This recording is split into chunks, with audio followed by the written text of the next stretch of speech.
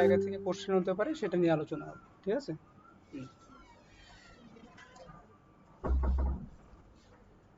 তো প্রথম দরকার হচ্ছে তুমি ঘরে ঢুকেই যে বোর্ডটা দেখতে পাবে, সেই বোর্ডটাকে না গিয়ে একটা স্প্লিট করার চিন্তা করবে, যে আমি এই দিকটাতে একটা কিছু লিখবো আর উপরের দিকটাতে একটা জায়গা। তুমি যদি দাগটা নাও টানো, লেফট সাইডটা তুমি টানতেই পারো, সরি রাইট সাইডের দাগটা টেনে নিতে পারো, ঠিক আছে?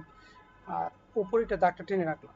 এর মানে হচ্ছে এরকম, ধরো আমি কোনো সময় টপিক লিখছি বা টপিকের নামটা লিখতে ভুলে গেলাম বা কোনো কিছু কিছু একটা এসে, তাতে কোনো সমস্যা হবে না, কারণ তোমার যে প্রেজেন্টেশনটা থাকলো সেটা থেকেই পরিষ্কার বোঝা যাচ্ছে যে তুমি কি কি করতে পারো। ওই সময় হয়তো কোনো কারণবশত এটা লিখোনি, বা তুমি পরে লিখবে হয়তো, সেইটা তুমি হচ্ছে কি ওইখানে হয়তো তখন করতে পারোনি, ঠিক আছে? তো ওই জন্য প্রথম কাজই হচ্ছে কি বোর্ডটা দেখে একটা আইডিয়া করে নেওয়া।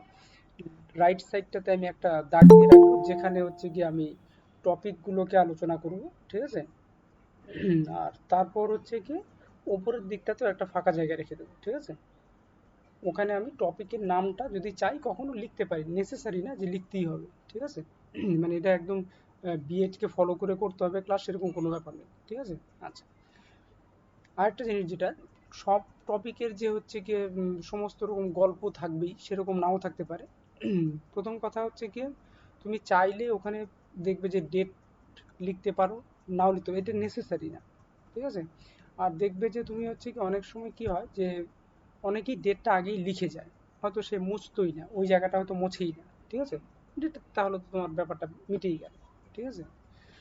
আচ্ছা, তুমি যে টপিকটা বলবে সেই টপিকে তোমার কাছে যদি কোনো ছোট টপিক রিলেটেড গল্প থাকে, সেটা হচ্ছে কি এই বোর্ডের এইটুকু কাজ করতে করতেই তোমাকে শেষ করতে হবে। এটা হচ্ছে প্রথম কথা, ঠিক আছে? হুম। আর দ্বিতীয়ত, যদি যদি তোমার কাছে কোনো গল্প না থাকে, তুমি ডাইরেক্ট, ওরা জেনারেলি অনেক সময় বলে যে একদম ডাইরেক্ট কন্টেন্টে চলে যাও, তখন তোমাকে হচ্ছে কোনো গল্প তোমার যদি থেকে থাকে, সেটাকে তুমি পুরোপুরি স্কিপ করি, ঠিক আছে? স্কিপ করে দিয়ে আমি একদম ডাইরেক্ট কন্টেন্ট কী করে পড়াবো সেটাতে আমি ঢুকে যাব, ঠিক আছে? আচ্ছা, তো ডাইরেক্ট কন্টেন্ট কী করে পড়াবো আমি তো তোমাদেরকে বলেছি, আজকে হচ্ছে কি বৃত্তের স্পর্শটা আমি স্টার্টিংটা কি, আর স্টার্টিং নিয়ে খুব বেশি মাথা ব্যথা করবে না।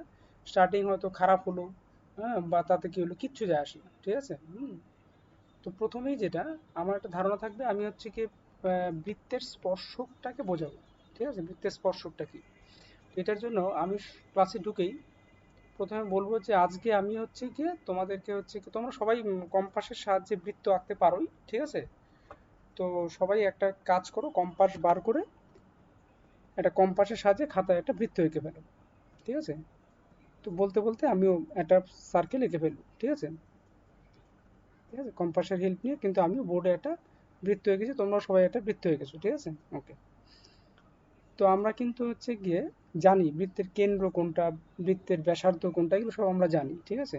তো দেখো, আমি যেটা করছি বৃত্তের ওপরিস্থ একটা বিন্দু, ধরো এই যে বৃত্তের ওপরে একটা বিন্দু নিলাম, ঠিক আছে? তার মানে যে বিন্দুটা এই যে পরিধির ওপরে থাকবে, সেই বিন্দুটাকেই বলছি হচ্ছে বৃত্তের ওপরিস্থ একটি বিন্দু, ঠিক আছে? এবার এটাকে স্কেল দিয়ে আমি জয়েন করো, সবাই সবাই জয়েন করো, স্কেল দিয়ে জয়েন করে নাও, ঠিক আছে? আচ্ছা, ঠিক আছে। এবার একটা কাজ করছি, এবার না এই যে বৃত্তের ওপরিস্থ বিন্দুটা নিলাম, সেই বিন্দুতে আমি হচ্ছে একটা 90 ডিগ্রি কোণ আঁকবো, ঠিক আছে? এটা সবাই জানো 90 ডিগ্রি কোণ আঁকতে, সবাই 90 ডিগ্রি কোণ এঁকে ফেলো, ঠিক আছে? আচ্ছা, এঁকেছো। এবার দেখো, 90 ডিগ্রি কোণ আঁকার পর তুমি যখন একটা সরল রেখা দিয়ে এই বিন্দু আর এই বিন্দুটাকে জয়েন করে দিচ্ছ, তাহলে দেখো আমি একটা সরল রেখা পাচ্ছি, ঠিক আছে? তো এই সরল রেখাটাকে আমরা বলছি হচ্ছে কি বৃত্তের স্পর্শক, ঠিক আছে? সবার পরিষ্কার? তাহলে বৃত্তের স্পর্শকটা কি এবং কিভাবে আঁকা যেতে পারে, ঠিক আছে? আচ্ছা, তাহলে বৃত্তের স্পর্শক কি, আর দেখো বৃত্তের স্পর্শকটা বৃত্তটাকে একটা বিন্দুতেই স্পর্শ করেছে, আর ওই জন্য ওই বিন্দুটাকে আমরা বলছি স্পর্শ বিন্দু, ঠিক আছে? আচ্ছা, আর দেখো এই যে কেন্দ্র, এখান থেকে আরেকটা জিনিসও দেখতেও পাচ্ছি, যে কেন্দ্র আর এই স্পর্শবিন্দু আমি যদি হচ্ছে জয়েন করে দিই, তাহলে যে একটা সরল রেখাংশ পাচ্ছি, সেটা কিন্তু ব্যাসার্ধ। তো এই ব্যাসার্ধটা কিন্তু ওই স্পর্শকের সাথে হচ্ছে কি 90 ডিগ্রি কোণ উৎপন্ন করেছে, ঠিক আছে? এই কথাটা আমরা মুখে বলে দেবো, এটা লেখার দরকার নেই, ঠিক আছে? বাস শেষ। তো এইবার, তার মানে এবার আমরা না এটা তো ছবি এঁকে দেখলাম, যে হচ্ছে গিয়ে বৃত্তের স্পর্শ কি করে অঙ্কন করে, এবং আমাদের অঙ্কন অনুযায়ী দেখতে পাচ্ছি যে এই ব্যাসার্ধের সাথে এটা 90 ডিগ্রি হচ্ছে। তো এখন কি তাহলে প্রশ্ন, তাহলে কেন্দ্রবিন্দুগামী আম, মানে তোমার হচ্ছে স্পর্শবিন্দুগামী যে কোনো ব্যাসার্ধই স্পর্শকের সাথে 90 ডিগ্রি কোণ উৎপন্ন করে। তো এটাকে আমরা হচ্ছে গিয়ে প্রমাণ করতে চাই, ঠিক আছে? তো প্রমাণ করার জন্য দেখো, আমরা একটা বৃত্ত নিয়ে নিলাম, বৃত্তের উপরিস্থ বিন্দু একটা পি নিলাম, এবং হচ্ছে গিয়ে দুটা বিন্দু হচ্ছে সরলরেখাটার নাম দিয়ে দিলাম 90 ডিগ্রি, ঠিক আছে? তো এই প্রমাণটা করার জন্য আমরা কি করি কি, এই এ বি যে স্পর্শক তার উপরে যে কোনো একটা বিন্দু কিউ নিয়ে নিলাম, আর কিউকে হচ্ছে গিয়ে ওর সাথে যুক্ত করে দিলাম। তো এটা যুক্ত করতে গিয়ে আমরা দেখতে পাচ্ছি যে এটা বৃত্তকে আবার আর বিন্দুতে ছেদ করেছে, ঠিক আছে? আচ্ছা, এবার আমরা চলে আসি ওপি আর ও আর। লক্ষ্য করে দেখো, ওপি আর ও আর, ওপি আর ও আর এরা দুজনেই কিন্তু বৃত্তের ব্যাসার্ধ, তার মানে ওরা সমান, ঠিক আছে? আচ্ছা, এবার চলে আসি, দেখো এই ও আর এর এই পাশে আমি যদি এই যে আর বি এই পোর্শনটাকে যোগ করি, তাহলে কি এখানে সেম থাকবে? সেম থাকছে না তো, তাই না?